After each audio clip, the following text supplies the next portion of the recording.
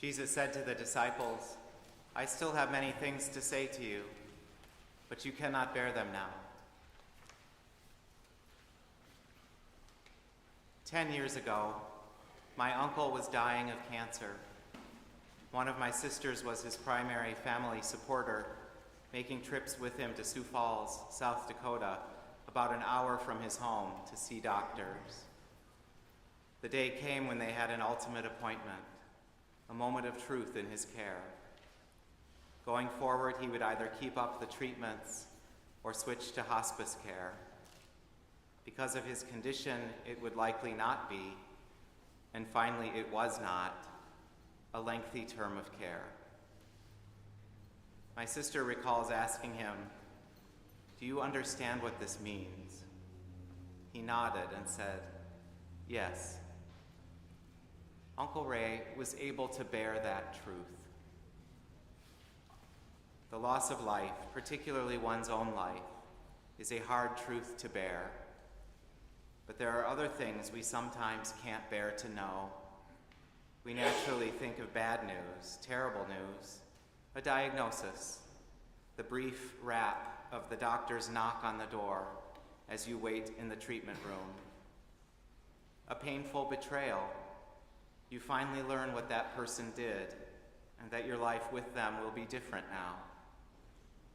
Or a loss that strikes you hard enough that you remember exactly where you were when the call came. But there are other unbearable things beyond the various losses every human being faces. We suffer unbearable disillusionment. Don't meet your heroes, goes the saying, because if you do, the real person behind the hero mirage could break your heart. Or we discover that something we took for granted, something we unquestioningly held as a core belief, has been upended. And that category of unbearable truth is more likely what Jesus is talking about when he tells his followers, "I still have many things to say to you, but you cannot bear them now." This is certainly how former presiding Bishop Frank Griswold understood these words of Jesus. Bishop Griswold was our presiding bishop from 1998 to 2006, 3 presiding bishops ago.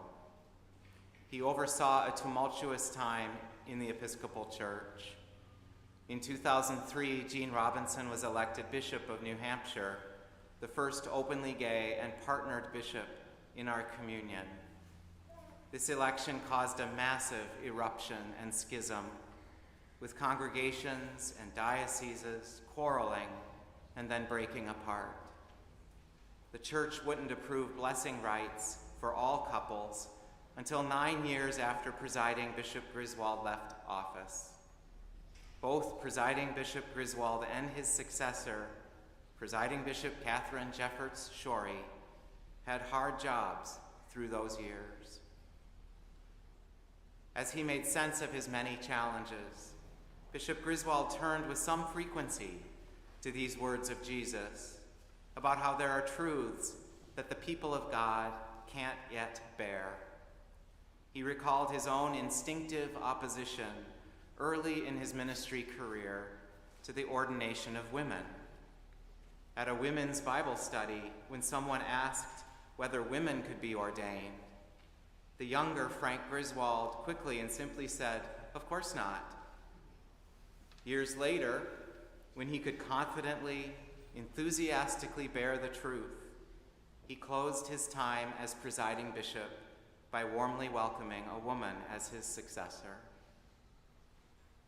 Griswold also spoke about the church's task of wrestling with our outrageous history of white supremacy and our shameful participation in chattel slavery.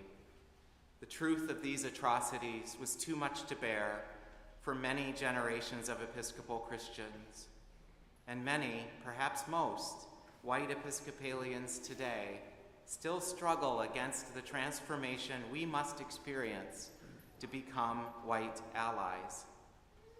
Griswold again preached that Jesus always has more to teach his followers, and that our task is to find the strength to bear it. Following the upheaval of Bishop Robinson's election, Griswold spoke with compassion about how many of us in the church can't bear the truth that God affirms the beautiful identity of all persons, including queer Christians. God saw everything that God had made, and indeed, it was very good. Some of this is still unbearable for many of us.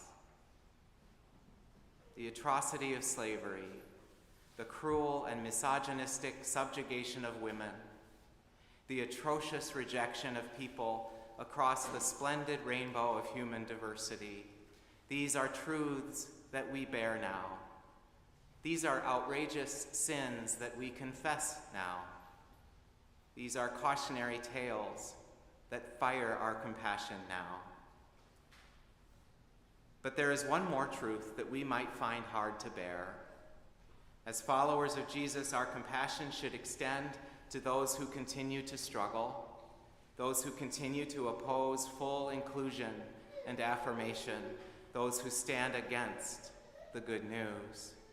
We bring our compassion given to us by the risen Christ, first and foremost to those who have been harmed by the church, those who continue to be harmed by many churches.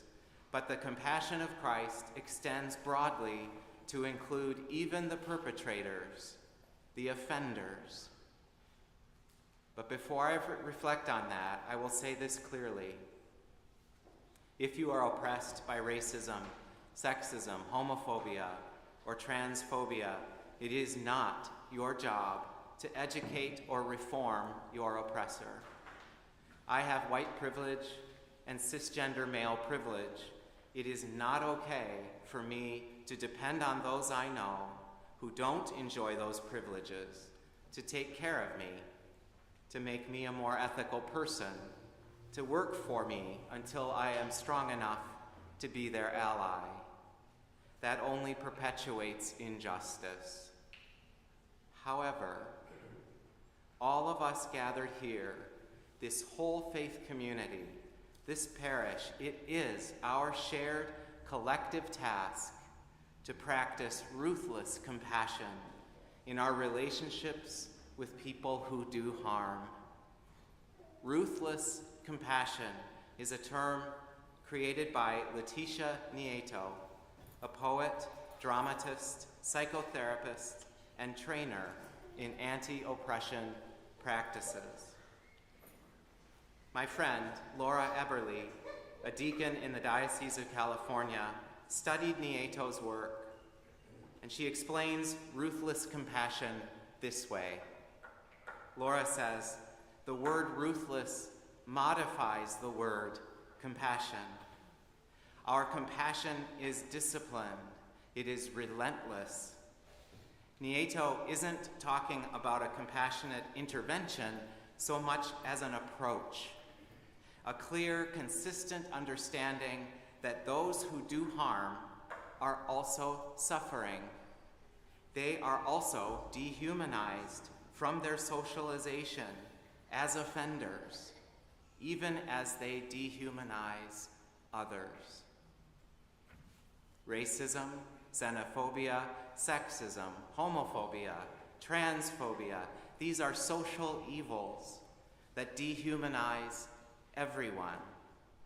We see this in the lack of basic human empathy of many federal leaders who turn the military against civilians. We see this in the political violence that took the lives of a Minnesota state lawmaker and her husband. We see this in the callous and violent political culture of our time, a lethal culture that claims countless innocent lives.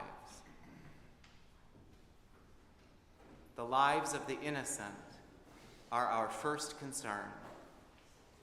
We are baptized and sent to proclaim that the good news that the Holy Spirit still broods over the waters of chaos, that the Father still sees the suffering of those in bondage and sends us to liberate them, that the risen Christ tramples death by his own death and defeats the powers and principalities that destroy all who are made in the image of God.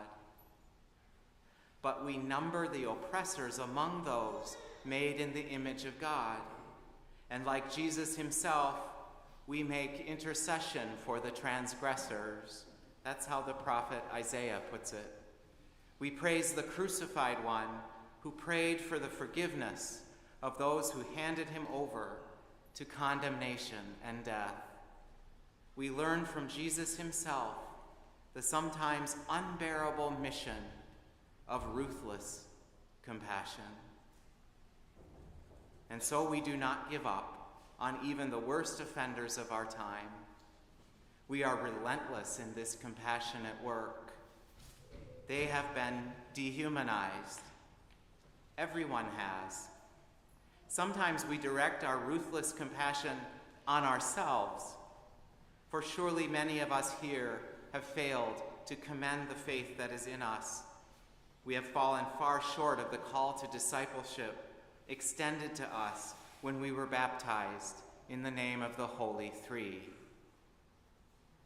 But Jesus does not stop speaking to us after telling us these hard truths.